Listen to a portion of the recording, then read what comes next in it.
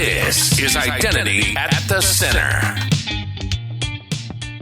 Welcome to the Identity at the Center podcast. I'm Jeff, and that's Jim. Hey, Jim. Hey, Jeff, how are you? Oh, not so bad. Yourself? Good. I got some breaking news. I got married on Saturday, Valentine's Day. So now it's Mr. and Mrs. McDonald. Denise McDonald, for those who maybe know her, she's gone to a lot of conferences with me and you. Yeah, over the past few years.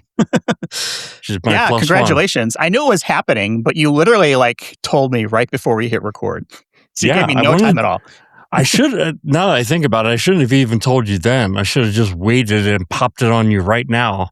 Because when I told you, you looked completely floored. I figured it would be sometime in the summer or, whatever it may be. But yeah, no, congratulations to you and Denise. Like I said, Denise has been visible, I think, a lot of the conference we've been to kind of recently and over the last couple of years. So, punching way above you're punching way above your weight class, sir. Yeah, well, that's for sure. That's for sure. But yeah, it's exciting stuff, man. I'm really happy. That's good. That's the whole point of it. Yeah. I want to ask you a question because I had a LinkedIn post, I think, the other day. I think it might have been our 400th episode one. And you posted, "How are you? Hey, Jeff, how are you?" Yeah. And I'm wondering if it was a subtle nod to how we intro almost every show, where you say, "How are you?" and I say, "Not so bad yourself." Exactly. That's exactly what it was. You did get it. And I was actually thinking, I was going to say for the 401st time, "Hey, Jeff, how are you?" Mm-hmm. But then I was thinking, well, there were probably about 10 episodes that I wasn't on. So anyway, I just went with that. I'm glad you got the subtle hint. It took me a day or two. I was like, is that what I think it was? I'm like, is Jim that clever? Am I that clever? I said, okay, well, maybe he is. So. Yeah, and we got it. So, no. Well, congratulations. Thank you. That's great to you and Denise. What else we got going on in the world? We got a bunch of conferences that we're going to be hitting up here. I think it's March by the time people listen to this. We've got EIC in Berlin coming up. So we've got discount code for that on our website, idacpodcast.com. Just scroll down. I've got a discount code for that. What else? We got Identiverse in June, just a couple weeks after that. Discount code for that one as well. Can I make a tip for both of those? If you think you're going to go to the conference, well, especially at Identiverse, right? Because hotel cancellation rules are usually pretty lax in the US, is book your hotel, especially if you can do it without a cancellation fee. Because there's so often that we're at the conference, maybe with our close compatriots who knew they were going to go to the conference and they're like, yeah, I'm staying 10 properties over. This place was sold out. And you're just like, how does that keep happening to you, man? That is the pro conference attendee move, is to make sure you stay at the hotel of the conference. Or if you don't want to be seen with anybody after the conference, then don't stay at the conference hotel. Stay far away, whatever that looks like, depending on your persona and your style and however that one is. But, be strategic about it. Yeah. For this, I think it just makes sense. Less walking, I know lots of people, myself included, have ended up staying at the Luxor and then having to walk to Mandalay. And that's legit a mile walk every day. It's air conditioned. But if you are outside and having to walk in June in Vegas, it could easily be 100 degrees. Yeah, I would not recommend. No. If you are carrying a heavy bag, or God forbid you put a 50 sport pounds coat of on or podcast something, gear, stuff like that. Not fun. Yeah, no. So stay at the hotel, book early, book often, go for the cancellation. I booked my Identiverse hotel, I think in January, and it was straight through Mandalay. And I got to tell you, my rate is way cheaper than what the rate was. I used the room block that the Cyber Risk Alliance had, and I think it was $178 a night. So you can't say you haven't been warned, right? Yep. Get out there, book the room. Hopefully you have the approval already. Use the discount code that we have on idacpodcast.com. Yeah, save some money and show some support for the show. So there you go. You do that for EIC, you do that for Identiverse. If there's other events, let us know what you're looking at attending, and who knows, maybe Jim and I can pull some strings and get some discount codes for those as well. That's our goal. All right, let's talk about our main topic for today, which is the RSM 2026 Attack Vectors Report. We don't typically will get into a lot of RSM stuff on this show because We don't want it to turn like a commercial for RSM, and RSM is very generous. This is, for a lot of people don't know, is like, we do not do the podcast full time. This is nights and weekends. RSM is our employer. You and I are identity consultants by day. Been doing that for almost a decade together. The last few years, here with RSM. So we have this report that has just come out. It's called the Attack Vectors Report. And we've got the person really kind of in charge of all that, David Llorens. He's the principal with RSM, or a principal with RSM, I should say. So let's get him on the show. Welcome to the show, David. Hey, thank you. Thank you for having me. So I've known you for almost 4 years, because I'm coming up on 4 years with RSM, and we've kind of worked in the same circles. You've moved to other areas where this Attack Vectors Report is of probably a key component of that. But before we get into the report, before we get into all that stuff, I always like to find out histories, backstories, origin stories. How did you get into the world of cybersecurity? And is it something that you chose, or did it choose you? Well, I think it kind of chose me. In high school, I had a pretty active, I guess, group of people that I used to hang out with. And whenever we went into computer lab, we just started playing with different things. And at that time, back in the 1990s, there was this thing that was called NetBoss, basically like a rootkit Trojan type of thing.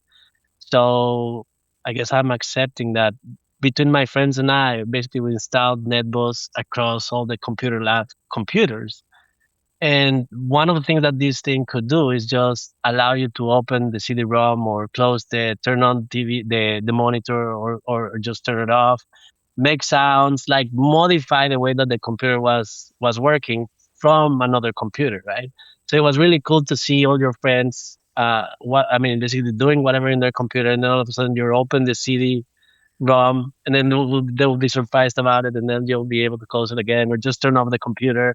So it would be just chaos overall, having a good time. That was one of the things that basically piqued my interest, and I was just like, I want to know how this works and what is the back end of all of this. And that's how I got interested into cybersecurity. And the second thing that got me interested into cybersecurity was in the same computer lab. That was the time where everybody was going into, opening email accounts. And the first few times where you would communicate with your teacher through email. And at some point, I logged into my email, and I didn't notice this, but my email was compromised or hacked by someone else. And I didn't know better to understand that. Obviously, if we installed NetBoss on computers all across the computer labs, it was probably not a great idea to log into your email and just look at your email in the same computer. But I didn't know any better, right? So my email got compromised, and someone, I never learned who, took my email and sent a really nasty email to a teacher in that school, and I almost got expelled at that point. And I remember spending 2 days just trying to find ways to prove that it hadn't been me, and that, in all honesty, it had been someone else. To the point that the principal told me, if you're able to show me that it wasn't you, then I'll reconsider the punishment. And that's how I got into cybersecurity. I started doing forensics investigations in a lot of computers that were compromised, trying to find a way to clear my name in front of a teacher. And then from that point forward, I was just like, this is never happening to me again.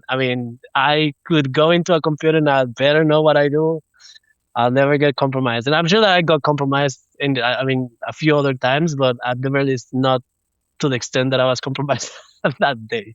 So that's what got me into computer. And then really from that point forward, it was all about trying to get into computers, trying to hack computers, and try to teach people how to not get hacked, to be honest. So you got into this because of poor digital identity security. Oh, absolutely pure. Yeah, absolutely.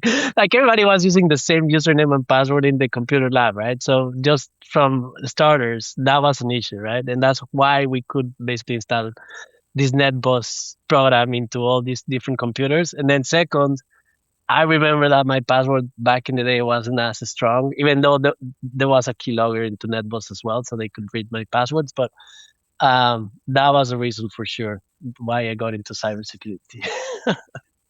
So I introduced you as a principal at RSM. People may not be familiar with consulting terminology, but maybe briefly explain what a principal is And then your specific role with RSM, because this changed a couple times over the years that I've known you, but I think what you're doing now is really kind of sets the table for the topic today. Yeah, I think what a principal is in RSM, I would say, is just a partner without a CPA. I mean, someone that is part of, the leadership of the company and is helping the company to, go in the direction that the company wants to go from a strategy perspective. And I think the CPA firms distinguish between someone that has a CPA and someone that doesn't, and they decide to call whoever doesn't have a CPA a principal. So that's what a principal is.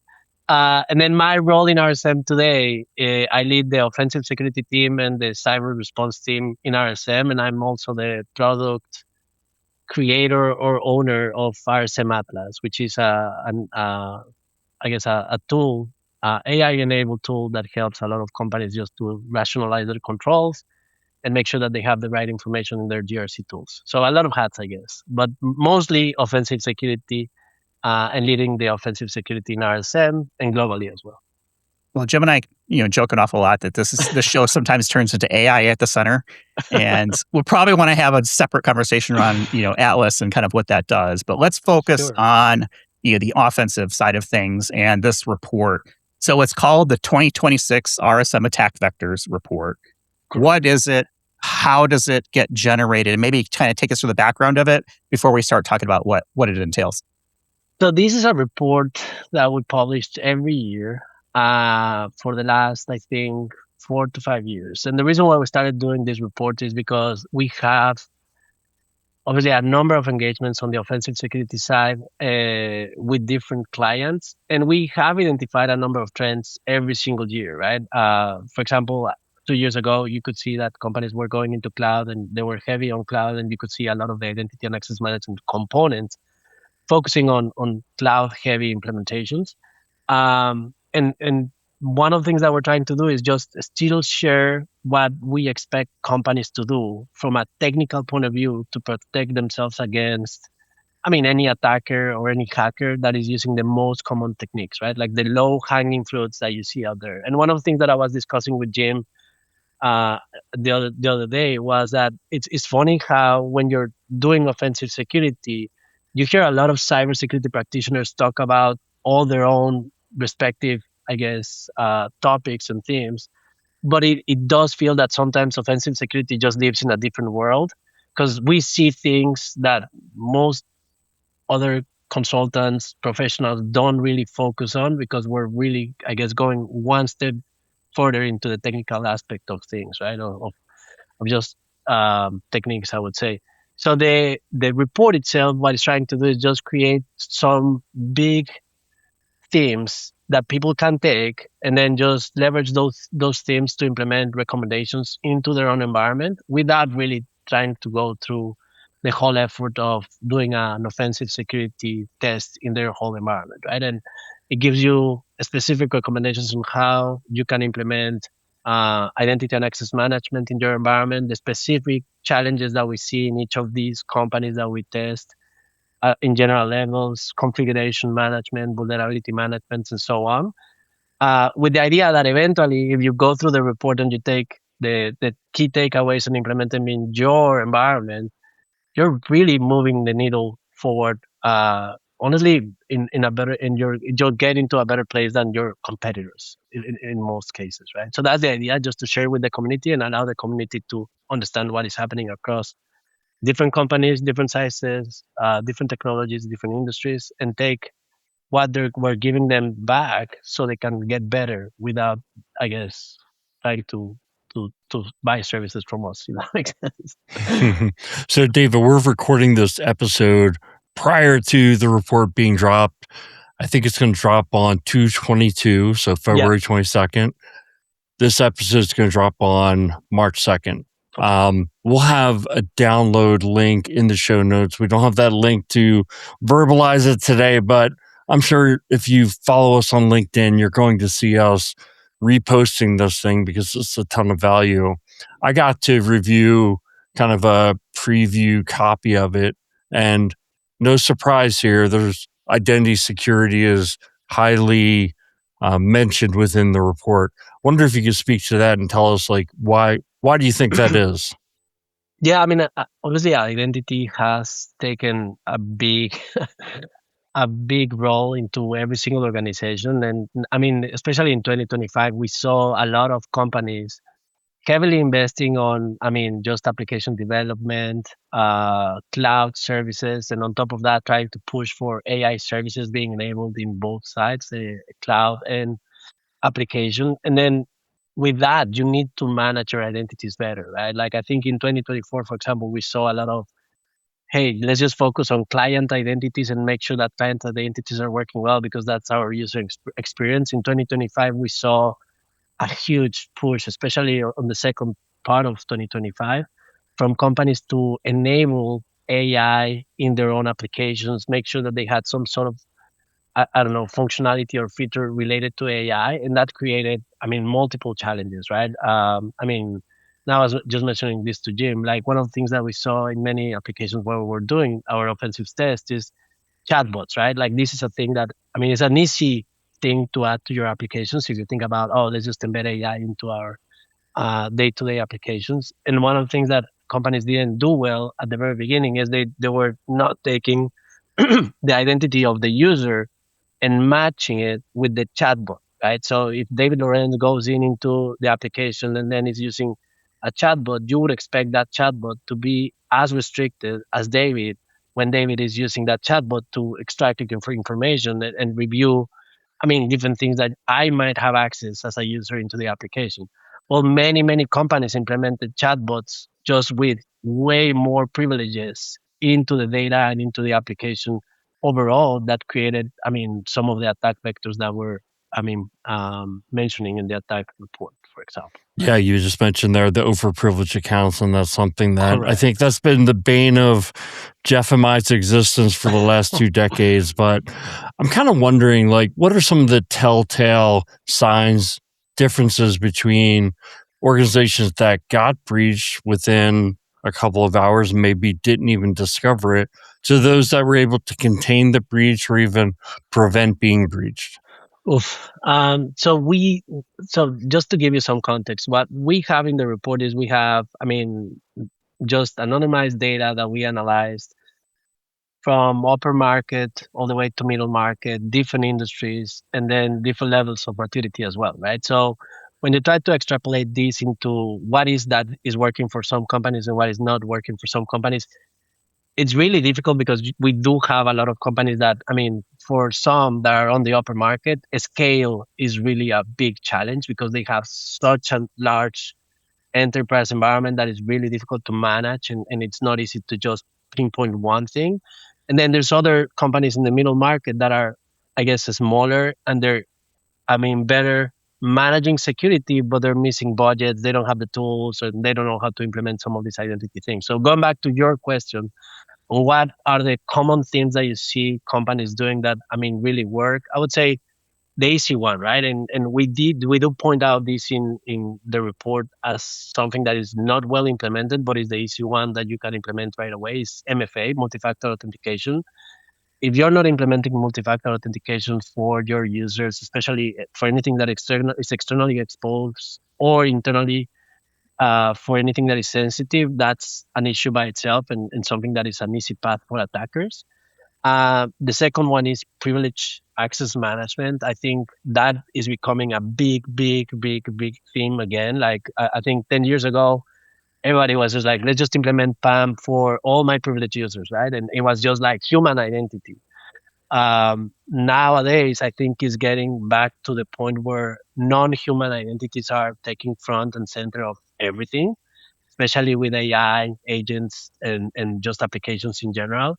So companies that were doing privilege access management correctly were the other companies that, I mean, it was a hard time to compromise them. And then the last one, which is less related to identity from a point of view of what they were doing, but is related to identity as an indicator of something is wrong, which is lateral movement. The way that you identify lateral movement in many organizations is by seeing the same user jumping from computer to computer to computer to computer in a way that doesn't make sense from a human perspective, right? Like you don't want to see Jeff, for example, going into Jim's computer, and then from Jim's computer to David's computer, or using the same identity all across different computers, because the only way that you would use that is coming from a server.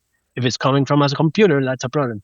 So identifying those patterns, whether it's someone using the wrong identity in the wrong places, someone using a privileged identity across multiple systems in a matter of, minutes instead of matter of hours or days, or someone logging from, I don't know, country A without going into, I guess, a specific country, just country A, and then logging in from the US as well. That would be another issue, right? Like if you have the same login coming from the two different, I guess, remote locations or different geographical locations, that's an indicator that, immediately can tell you, you know what, these guys are compromised. So you need to be careful with that. So those are the three things that I would say are main topics. And then for the more advanced companies, I would say, just credential rotation. We have faced some really cool companies that every freaking days, every 8 hours, they would just rotate all their privileged user accounts like this. So as an attacker, you would come in and you would compromise a privileged user account, and the team that I managed, they would feel really confident that they were really good to go, right? Like I have a privileged user account and I have the whole week to just do whatever I want in this company. And then next day they show up and all these credentials were rotated. They cannot access these credentials anymore. And every time that they try to use that credential is creating a new alert or flagging something that is a problem for them. And then they need to restart to try to compromise anything. So that is what I have seen most companies doing well. It's easier said than done, to be honest. Like it's just there's a lot of caveats to what I just said, and I know that it's not easy to implement. But those are the things that I would say are common themes on really good companies that have done identity and access management well and security well as well. So I'm glad you put that asterisk towards the end, because I was going to say, secrets rotation is, I think, a target that most companies want to get to, but not a lot do it still, relatively speaking, right? Yeah. Well, and again, it depends on the industry and the complexity. But if you think about secrets and non-human identities specifically, you can have service accounts that are more Microsoft based, and I think those are the easy ones. Once you start going into, databases, specific local passwords for servers that are not Windows based, things of like that are just not easy to manage in general, right? And then the last piece, which is probably the biggest challenge for most organizations, is that many companies think that they know what they have, and what the engagements that we deliver really point out is that many of them just don't know what they have. They don't know what assets they manage. They don't know what identities they manage. And because of that, they think that they are really doing things well in their own world, but they really miss the point of what is the universe, right? And that's the biggest challenge, I think, in cybersecurity, and why you bring sometimes, I guess, consultants, right? It's easy to just get lost in your own chaos and lose the bigger picture. And consultants, sadly, for whatever reason, can come in and just tell you, hey, you know what, you're too lost in here. Just step back and look at the bigger picture. So, David, you've kind of referenced two of the biggest topics that I really wanted to get into with you today on the non-humans. That's really, I've always felt like we've kind of figured out how to manage human identities within the enterprise. But then there's the attack path that you also referenced, which is, switching roles and basically lateral movement. And your goal may be to get up and take over the Active Directory and have the global administrator account access. Maybe you start with a service account, you move to a help desk account, you reset the credentials for the global admin, and bingo, that company's out of business. But I wanted to go back to something else that you said. And I don't want to let it go without talking about it, because you did talk about large enterprise. Then you talked about the middle market, which is the main area that RSM focuses on. And this attack vectors report a big focus is on the middle market. And I guess when I think about the middle market, I think you mentioned a good point, right? The scope is probably smaller of what we have to protect than a large enterprise.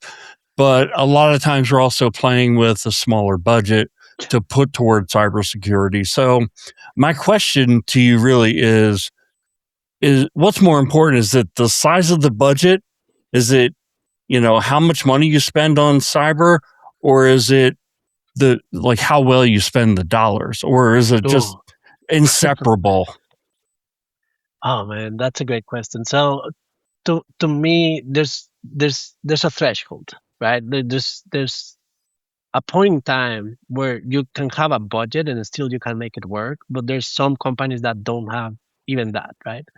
And I think if you're not past that threshold where you have enough budget to make it work, then I mean, just forget it. There's nothing that you can do, or a few things that you can do, because you're still gonna need licensing. You're gonna need other things that would help you, especially with technology today, to manage everything that you need to manage in cybersecurity. Once you're past a specific threshold and you have that budget already approved, then it does matter how you spend it. And it does matter how you're managing your own technology, how you're managing your investments, and how you're collaborating with other departments. I think this is something that is really easy to miss when you talk about cybersecurity, especially cybersecurity professionals. We tend to be in a silo and feel that we're in a silo. And the better cybersecurity teams are the teams that are really good collaborating with the rest of the enterprise. Whether it's a small middle market company all the way to the enterprise, they find ways to make what is important happen, whether it's with their budget or someone else's budget. And they identify really good ways to understand what is important to the business and not to the cybersecurity professionals. And you made a really good point on your comment about, well, you might be coming in and trying to compromise Active Directory or compromise my identity and access management solution. And that might be relevant for the cybersecurity professional that is in front of me on the other side, right? Like the CISO or whoever. But in reality, one of the things that I think is really easy to miss from a cybersecurity point of view is what is important to the business. And I have been, and this is I think a privilege. I have been in organizations where you can compromise their whole Active Directory, and the CEO, the CFO, the COO can just wash it. This is like, I don't care. This is not important to me. My business is somewhere else. I know that I can recover. It's going to be a really uncomfortable day for the CIO and the CISO. I give you that. But my business is going to continue to run.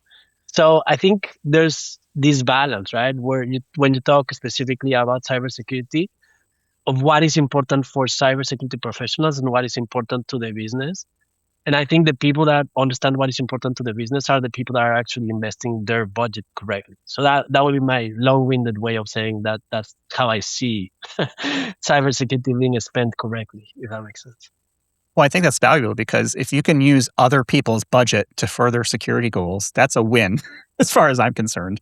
And the best way to do that is to tie security objectives with business objectives. Absolutely. And this is something that, again, not a lot of cybersecurity professionals do well because it tends to be a confrontational relationship and a lot of friction. But I have seen really smart people using internal audit for their own purposes. Why? Because internal audit talks about the business risks.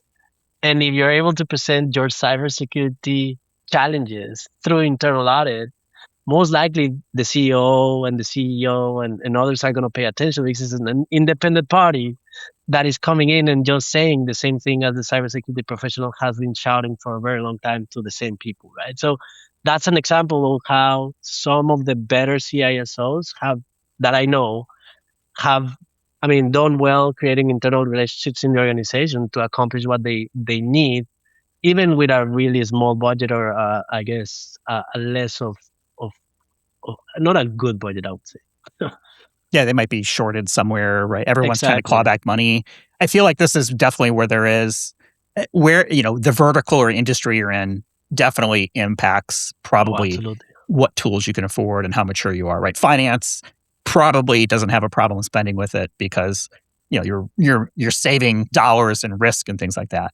But the reality is there are so many other organizations that are not in maybe highly regulated industries that would like to be more secure, but have to get creative from a budget standpoint. Well, absolutely, and that's the other thing that I think. Going back to the question that Jim just made, right? The other good part of the cybersecurity professionals that I know of at the executive level, some of them are really good explaining the risk through other means and collaborating with other parts of the business. And some of them are really good on explaining to the business how cybersecurity is a business enabler instead of a business deterrent. Because when you talk about risk, the first thing that comes up immediately is, oh my God, like I'm gonna have to start to stop my operations. This is gonna be uncomfortable to someone. It's gonna be really annoying. But if you implement, and this works really well in identity, like if you implement a really good identity and access management program, I mean, you can enable your business from a client perspective, right? Because a good identity and access management user experience, I mean, is a huge benefit for the business and it attracts better clients to your business as well, right? So those are the other places where I see really good security professionals coming in and just, I mean, making a change. I mean, with a better story other than, oh my God, we're gonna get compromised. I mean, it's gonna be a horrible day when we get hit by ransomware, and then our operations gonna be, I mean, really bad. Nobody wants that day. Nobody wants that day, but I mean, you can recover from that day if you understand the business well, in my opinion. And hopefully you've got like good backups and the backups haven't been like tainted in any way. So we did a Well, whole episode on recovery and resilience. okay, but that's good to know because yeah, you were going to drive me into that rabbit hole of, I mean, where to invest if you're really concerned about those things. And for sure, immutable backups would be one thing that I would immediately invest on. so print out your entire system, right? Put it onto like a binder and put it into like a shelf on an offsite location, right? And then code it back all in. You can use AI, right? Probably to help you, vibe code your entire business I think operating you system. can call that immutable as well in some sort of way, right? I mean, probably not agile, but immutable for sure. We have the backup. Yeah, We can't restore it, but we need have the it. backup. Yeah. I want to go back to a little bit about the service account and sort of this non-human identity because, look, this has been sort of the topic du jour in the identity world for like the last, I'd say 6 months, maybe approaching a year at this point. Yep. And, look, it's an explosion of these accounts, right? I think everyone's familiar with like service accounts from like an Active Directory perspective or, SQL or whatever those, systems are. But now we've got non-human identity, agentic identity, AI, right? All this stuff is happening. And I'm curious, based on sort of the report, what are some of the things maybe that you want to kind of pick out around that idea of not only the service accounts, but this idea of, oh boy, now we've got a new class of citizen called agentic. Well, I mean, so first I would highlight that for me is awesome because it's job security. I mean, in all honesty, it's Tell me you're a insane. consultant without telling me you're a I mean, consultant. it's insanity right now because it feels like we went back maybe 20 years ago when I mean, and that tells you that I'm really old. But I mean, back in the day, you would see everybody going crazy because the internet was there. Everybody wanted to have a website, and then creating a website was like the thing that you wanted to have, right? And people would be paid, I mean, just crazy amount of money to create a really basic website. But now you could say as a company that you had your website and no one cared about security. No one cared about how that was being built. Everybody wanted to just have their website and then just move on. So it's it seems to me that AI is so similar to that. Everybody wants AI. Everybody wants agentic to be working. Everybody wants to claim that they're using AI. No one is paying attention to security. No one is paying attention to these identities that are being created, and these are going to stay for a very long time out there. So going back to the report, one of the things that my team has been able to do, I mean, throughout the years, but just lately more and more, is compromising service accounts with high privileges, right? And the reality is that many organizations don't have a strategy to take high privilege service accounts embed them into a process or a factory model where before even just creating that identity, you have a way to embed it into your PAM or embed it into your identity and access management infrastructure, and then secure that identity before it becomes something that is live. What happens is the opposite, right? The identity, I mean, for whatever reason, it starts as a strong, high privilege identity that goes live.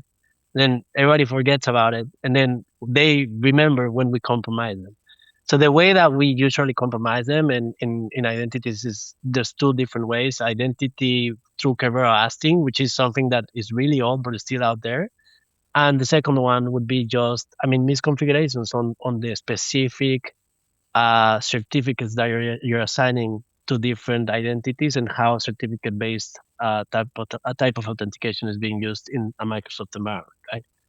So those are the two main ways, I guess, or techniques that we're using.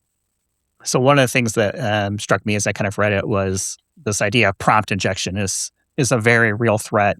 I don't want to get into specific statistics. I want to say it was like 70 or 75% of the things that were tested fell prey to some sort of prompt injection, which, okay, so now we've got to worry about that. And those are just the things that, as me as a security person, these are the ones that I know about. Yeah. Imagine all the shadow AI that's taking place within an organization. Well, and then trying to protect those. Yeah. I mean, that is another topic by its own, right? Like, I mean, so many organizations have AI right now that, I mean, they don't even know that they're using.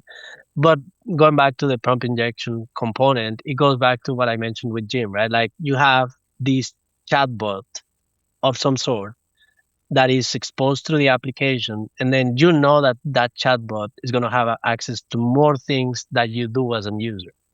And the thing with AI is that they usually don't have really long-term memory. Like, they can have context for, I mean, few prompts, but then little by little they start losing that memory, right? And that's the main issue with LLMs.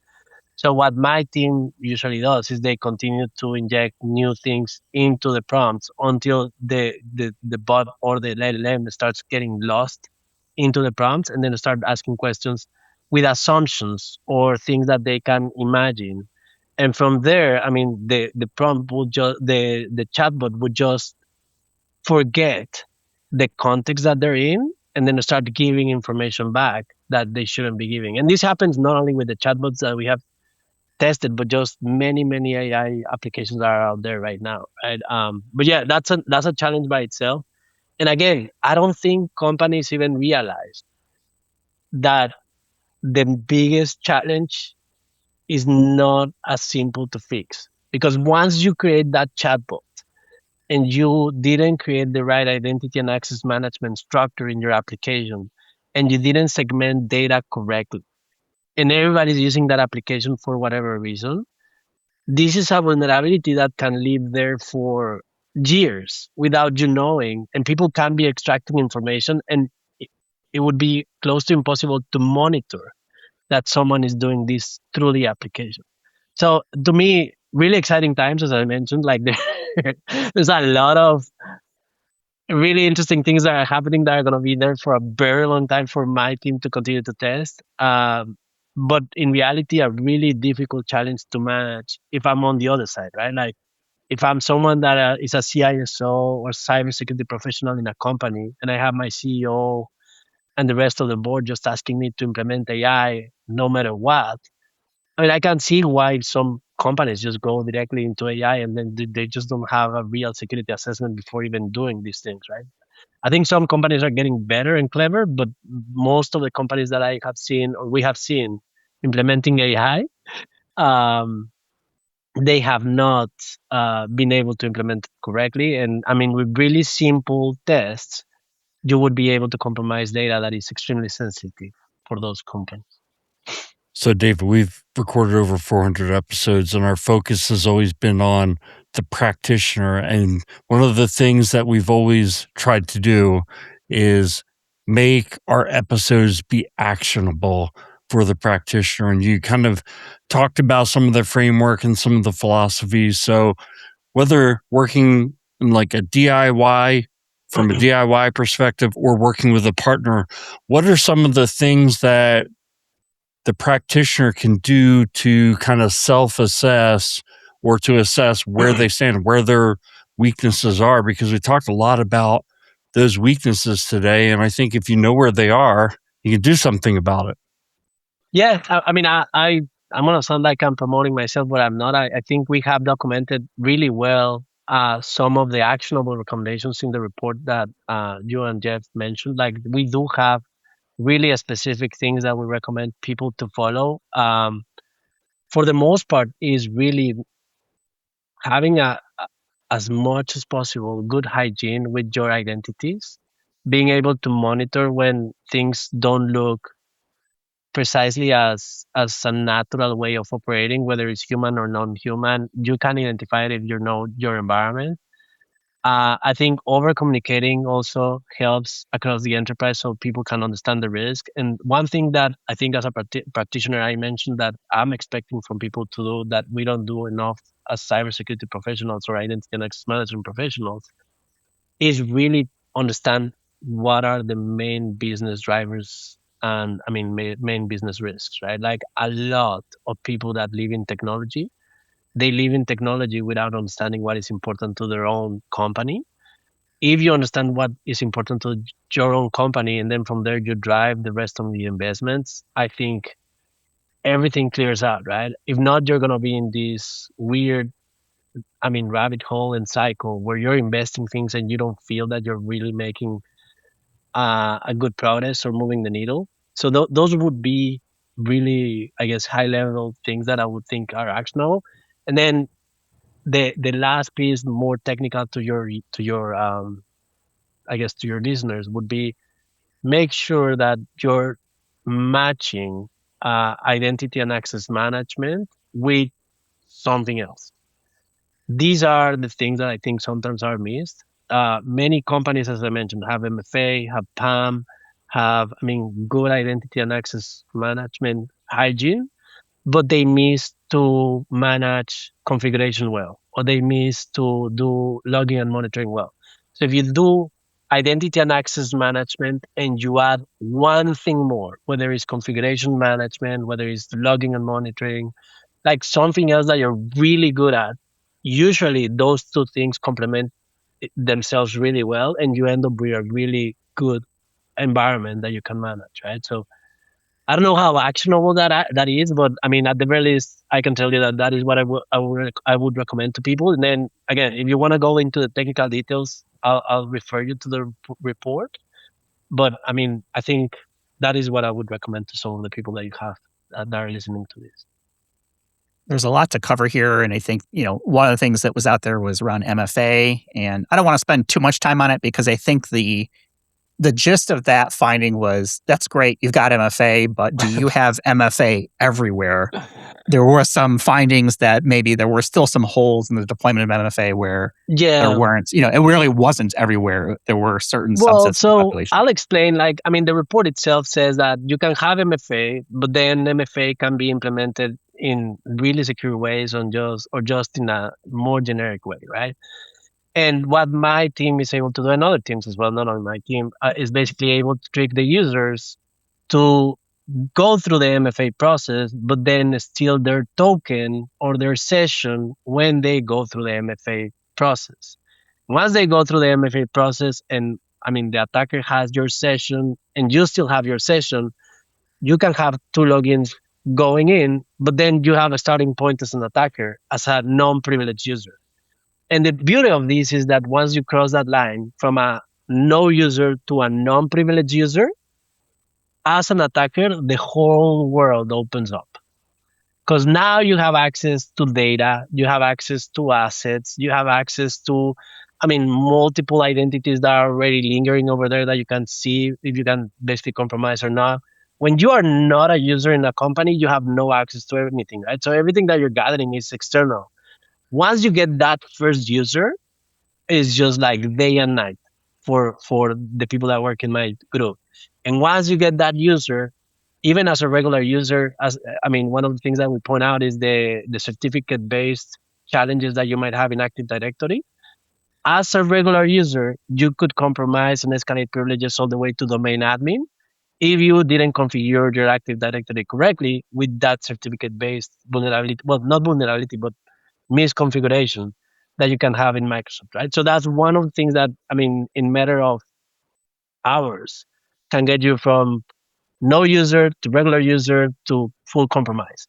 So those are the things that I think, again, you can implement MFA, but if it's not implemented correctly, it's a challenge. Now, the report would tell you the best way to protect against this is implement FIDO2 and like a UDP key or whatever. And everybody in your podcast is going to say, "What the hell?" I mean, this is impossible. I mean,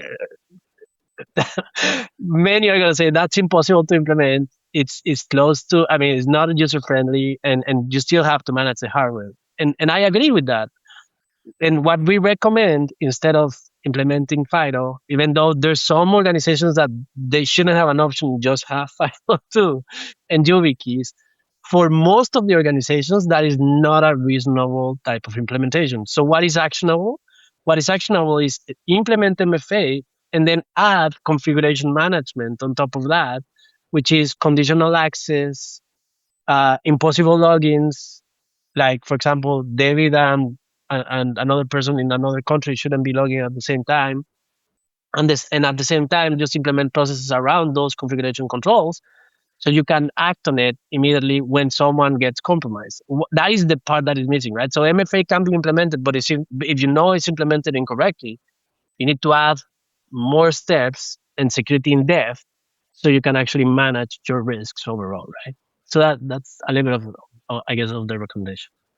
David, you sound like a modern day identity security guy. So, look, you're on identity at the center. Sometimes it feels a bit like an echo chamber. But what I'm going to say is identity security is a board level issue. I mean, we say that on the podcast a lot. I want to know, does that resonate with you? I mean, I think so. I'm not an identity and access management expert, so I'm going to challenge a little bit of that comment just in general, right? I think a board level issue to me is identity as a whole, because I want to engage my clients, I want to engage my customers, I want to make sure that identity is enabling my business in some sort of way. Identity security, it's a board relevant issue, but it's not a board issue itself, I guess, because there's that's why you have a CIO and a CISO that would manage and would help you, right? But at the board level, I would say maybe other more relevant challenges being managed. Now, again, depending on the industry, I would say yes. If you're talking about cybersecurity or what as being one of the major risks in any enterprise risk management framework, identity has to be part of the conversation for sure. If that is what you're referring to. So let me spin that question a different way. Okay. Instead of presenting identity to the board, right? Identity security, let's flip it. Should the board be asking questions around how are we doing in identity security as part of their due diligence to make sure that security for the organization is good? Now, this assumes that the people who are on the board know what questions to ask. But I bet we've got a lot of board members who are listening to this podcast. Now, they probably know identity is important. At least I hope they do. Otherwise, why are you listening to this podcast? I see. Right. But should the board start asking more identity security related questions to their CIOs and CISOs? Okay. So that's a yes. I mean, short answer is yes. And the reason why, it's a no-brainer. First, because of the importance. And second, because a lot of people at the board level can be intelligent about their questions related to identity. Identity is something that, you can understand at a high level and still ask really tough questions to someone that is technical, right? So you don't have to be extremely technical to understand identity and challenge someone on the way that they have it, implemented identity or the way that they're securing your systems with the identities, management processes that they have. So short answer is yes, like at that level for sure. And then you mentioned just, are they required? So if you're a public company, you probably need to be looking at this because there's a SEC rule that says that you're liable as well if you get compromised. So yes, some of the boards need to be thinking about this and they need to be asking that question for sure. Okay. See, we got to yes. So now we're back Yes. on the same page. I want to wrap up the conversation with, something actionable. Jim and I like to make this a conversation that people can kind of take back and say, oh, let me go ask these questions or go find out these answers. Okay. So there is a lot to read in this report. And so Yeah. it's coming out, again, a link will be in our show notes and I'm sure you'll see it, plastered all over LinkedIn with RSM and probably Jim and myself sharing and yourself, et cetera. And I'm actually working on a follow-up article for RSM I that think kind I of saw some of that. Yeah. the specific identity components of the attack vectors. I want to say I'm at like 3,500 words so far. I don't know if I'm that'll be the sorry. final version or not after it gets edited and kind of, Oh, man, reformatted I'm for whatever, sorry. but there's a lot to cover. So let's digest this in a way that something in a CISO reading this report is like, okay, what are the next 3 things that I need to be focused on for the next year? So let's say for the rest of 2026, according to David Llorens and the RSM attack vectors report, these are the 3 things you should be spending time on. I mean, PAM. PAM to me is just, I see so many companies misusing and implementing PAM, so that would be my first one. If you have to invest money in some sort of way and time and effort, I would say PAM is significant, right? And there's so many solutions out there now that can help you in many, many ways. So PAM would be the first one to me. The second one, just removing as much as possible privileges from users. And I think when I say this, users are just like, oh my God, this guy's insane, whatever.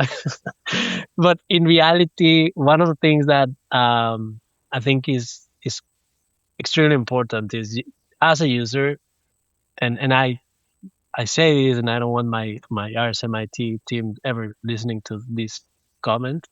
I don't need to be an administrator on my computer to do my day-to-day job, right? I don't need to have administrator privileges or high privileges in other places, right? So that cleanup of users while you're implementing PAM is, just the best thing. And most of the financial services companies that I visit that have implemented this correctly are really, really hard to compromise. David, why is that so important? Because I think that's like the third rail. You try to take someone's administrative privileges away. Why is this so important to do? So from an attacker's perspective, because in general terms, if you're not implementing this type of let's take away from users their privileges and then let them use their privileges, high privileges, when they are just needed, it's almost impossible to identify when a compromise just happened, right? If you think about everything that we just discussed, Jim, service accounts, non-human identities, and then high privilege user accounts. If those 3 things are used always in a specific places at a specific times, and you know that there's a pattern, because non-human identities usually have a pattern. Whether we like it or not, they're always enacted in some sort of way that you can identify patterns on it, unless you have a spaghetti of things, which can happen at the enterprise level. But that is one thing, right? And then the second piece, users, like humans, usually need their privileges when you're acting on a change, right? If you're not changing anything, you don't need those privileges. You just need, to act as a regular user. When you're acting as a privileged user all the time, is the best way for anybody to hide under that noise. So at some point in time, if anybody uses that privileged account in a malicious way, whether it's an internal person or someone else, you'll find out, days, months, years in advance, and you'll never know why, right? So that is the key piece of everything. There's no need. And if there's no need, and you don't restrict it, then you're just going to allow someone to hide themselves in the noise. And the last piece, I would say, going back to the change management comment, the biggest issues that we have seen in large scale technologies nowadays is because people implementing changes without really understanding the type of privileges that they had, and the change that they did was so impactful that they couldn't come back to, I guess, a stable state, right? So even if it's from an operations point of view, remove the cybersecurity component and then just go into CIO view, you cannot be doing changes without a real analysis of what the change is going to be with a privileged account. So that would be my immediate reaction to that. Yeah, and I've always thought of it as like, if you're not an administrator, if you don't have the ability to install software, you get that attachment that looks like a dock, but is really an exe, and you go to install it, your computer's going to stop you. And probably that was some sort of malware or spyware or something. So taking away that admin privilege stops them from putting the worm on the network in the kind of the old context, or doing a keystroke logger or something like that. Yeah, but you guys are forgetting something very important here. What if? What if I need that access? Yeah, exactly. And then as Argue IT with that. people, Come on. yeah. Well, and then as IT people, you don't want to be dealing with hey, can you give me this access? And then someone that is not in a good mood, delaying the access, right? But I agree with that. The what if is the challenge. And the last piece I would say, because you asked for three things, right? And the last thing is, you need to redefine what privilege is in your organization. So you made a really good point, Jim, which is, if I don't have admin privileges, then you cannot do X. I think one of the main failures in cybersecurity is that everybody thinks that privilege is just admin privilege. And in many cases, you have a lot of privileges in your organization that require the same type of scrutiny or more than an administrator. And because cybersecurity doesn't understand the business well or the processes of the business, we decide that the only thing that we should and can protect is the administrators, and not maybe other roles that might be way more concerning to the business than just your administrator in IT. So that's the last thing that I would say that they should be focusing on, which are not easy, but those are the things that I would immediately focus on if I was on the other side, I would say. Well, the definition of privilege is something that comes up quite a bit. I think in my day job is, how do you define that? Because I think a lot of people just assume when they hear privileged access management, they think of things like, domain admin, cloud admin, right? All the sort of built-in rules. But there are a host of admin type privileges that exist within every application out there. Absolutely. Including your social media apps. Who can go on LinkedIn and post something that maybe your company doesn't want posted. Right? Absolutely. Or Facebook or Twitter or whatever it's called now, X, Blue Sky or Mastodon or whatever it is. Like, I would argue that social media should be part of the definition of privileged access management.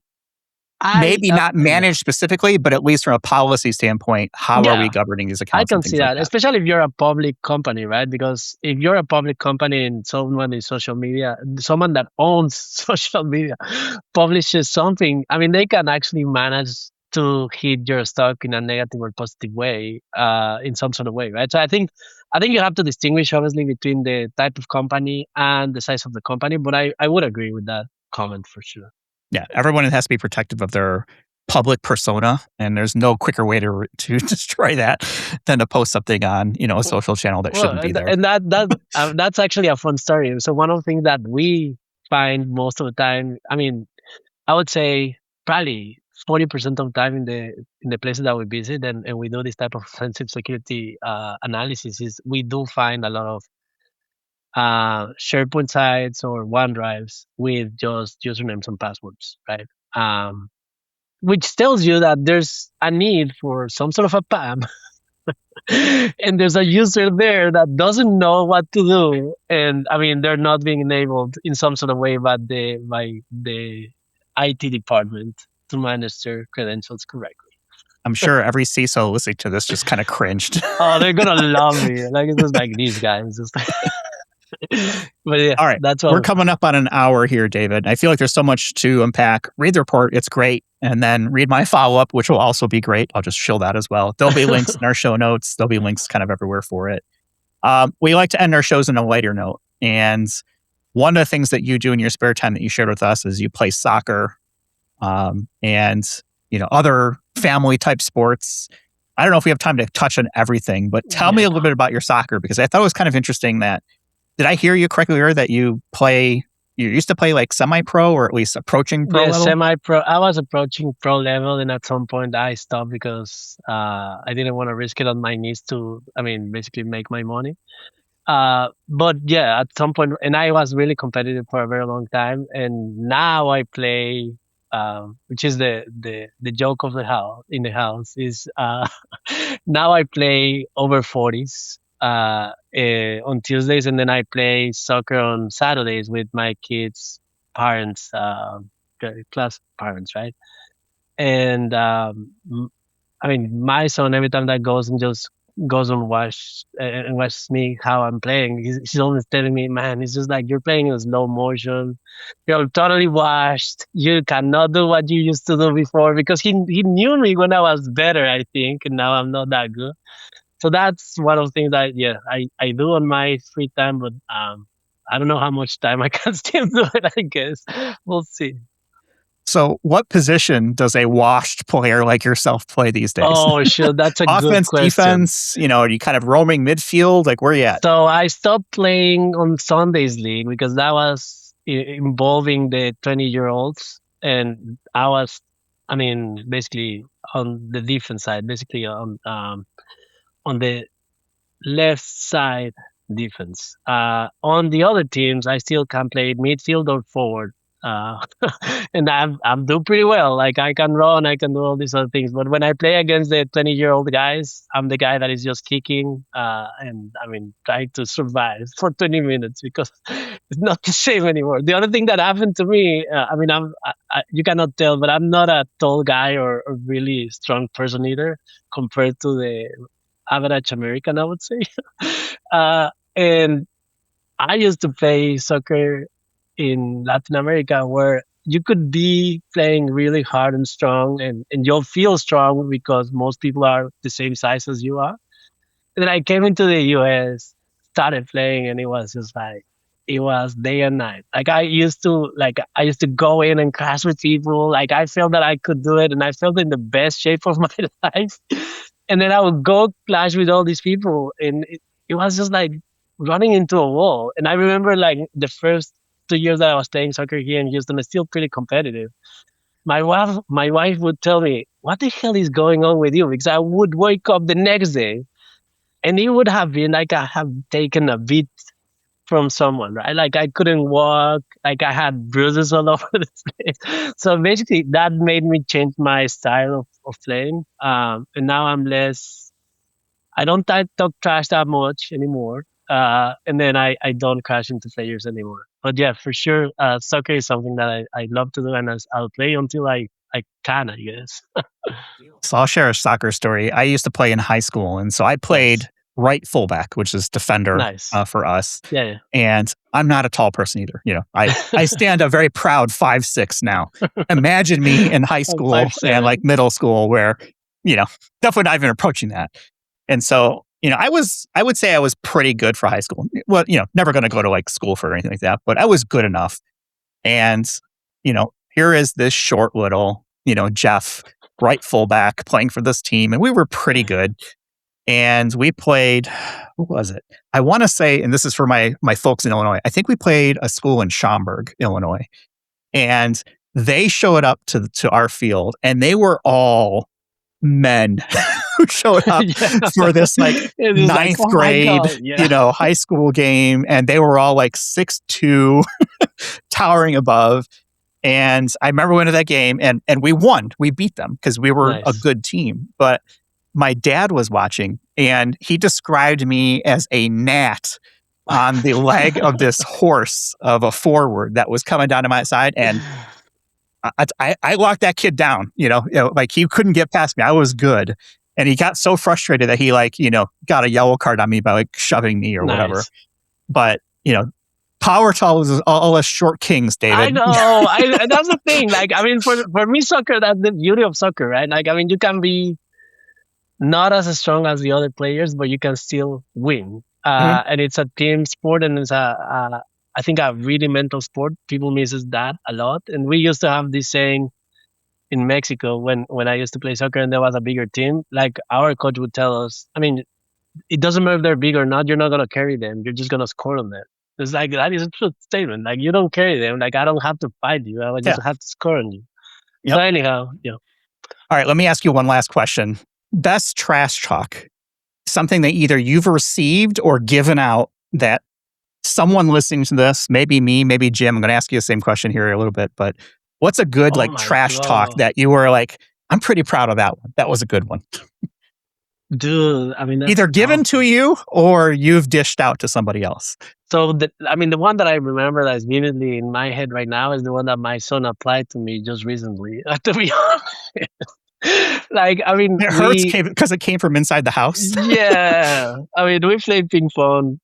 I mean, almost every weekend, and then he's usually getting pretty good at it. And at some point, when he's getting really good and he's winning point after point after point, he starts saying, "Oh, I'm locked in. I'm gonna get you. I'm gonna get you."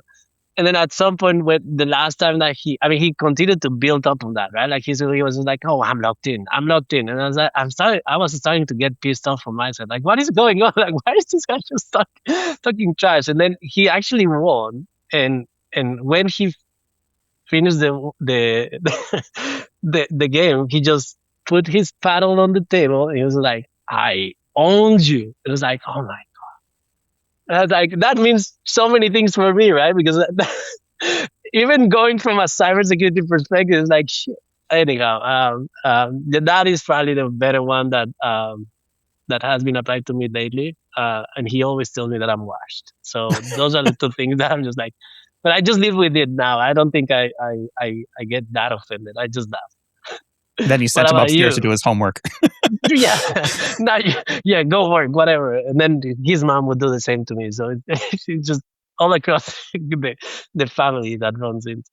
So what about you guys? Jim, you got good trash talk? I'm a little old school, Jeff, which I'm sure you had no clue of that. But here's the trash talk. I think it works if it's actually true, and it works in every sport, which is scoreboard. One thing I can't stand is like a team is down 5 touchdowns or 5 scores or whatever sport you're playing, and they're in the end zone dancing because they got a sack or something. It's like, scoreboard, dude. Yeah. That's all you have to say. Yeah. My favorite is when the wide receiver gets up, they've got a first down and a meaningless drive at the end of the game. And it's like, okay, dude, scoreboard. Get over it.